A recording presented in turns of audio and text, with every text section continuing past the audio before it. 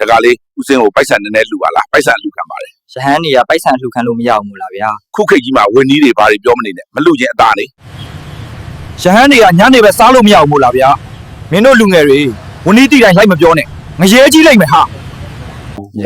ရဟန်းတော်များကပိုက်ဆံမကန်ရဘူးအလှူမခံရဘူးဆိုတာကိုရဟန်းတဏ္ဍအတော်များများကသဘောမကျဘူးဖြစ်နေတယ်ဗျာရဟန်းစည်းကမ်းမဟုတ်လို့လားဗျာစည်းကမ်းကိုမလိုက်နာခြင်းတဲ့သူတွေကစည်းကမ်းတွေကျင့်ဝတ်တွေကိုသဘောမကျတာကထုံးစံပဲလေ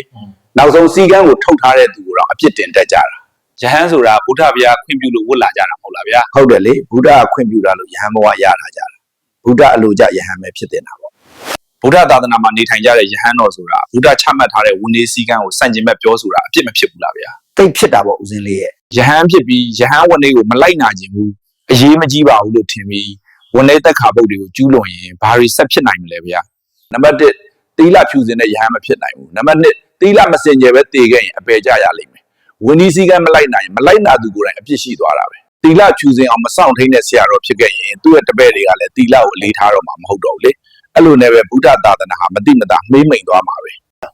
ပိုက်ဆံအလှခံသူကင်တွေသုံးဆွဲသူရဟန်းကသာသနာအတွက်အသုံးပြုမယ်ဆိုရင်ရောမရဘူးလားကြီးစာသင်သားတွေဆိုရင်ငွေနဲ့မှကင်းလို့မရတာဘယ်လိုလုပ်ရမလဲဗျာအဲ့လိုဖြစ်နေရတာကအရင်ကဝန်လေးကိုအလေးမထားကြတဲ့နမဲကျော်ဆရာတော်အချို့ကြောင့်ပဲသူတို့တွေကမအမှန်သိရနဲ့လုပ်ခဲ့ကြတာခုတော့ပိုဆိုးပြီပေါ့ရဟန်းငယ်ကိုရင်ငယ်တွေကိုတကယ်သနာရင်သူတို့ကိုတလဖြူစင်တဲ့ရဟန်းသားမဏိဖြစ်စေခြင်းဗုဒ္ဓမြတ်လို့ရဲ့ရဟန်းဖြစ်စေခြင်းနဲ့ဆိုရင်ဆရာကိုယ်တိုင်ပြုပြင်မရမယ်ရဟန်းတော်များကသာရဟန်းစည်းကမ်းဖြစ်တဲ့ဝန်ကြီးတိတ်ခါပုတ်တွေအတိုင်းနေကြည့်စမ်းပါ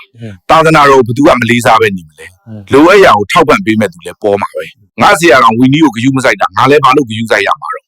ဟိုနမဲကျော်ဆရာတော်ကြီးလည်းမဆောင်ထိန်ဘူးငါဘာလို့ဆောင်ထိန်ရမှာလဲဆိုတဲ့အတွေးတွေရင်လေးစရာပဲလူတွေရဲ့လေးစားမြတ်နိုးမှုကိုတော့မခံယူရတဲ့ယဟန်ကဘယ်လိုလုပ်ပြီးသာသနာအတွက်အလုပ်လုပ်မလဲသူ့တီလာကိုတော့သူကဖြူစင်အောင်မလုပ်နိုင်ဘူးလေ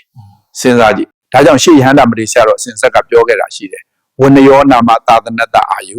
ဝိနယေထိတေသာသနံထိတံဆိုတဲ့စကားတိတ်လေးထားစရာစကားပဲရှင်မရဘူးယဟန်အတော်များများအပြစ်ပြောတော့မှာပဲပြောပါစေသူတို့ကမှမမှန်တာ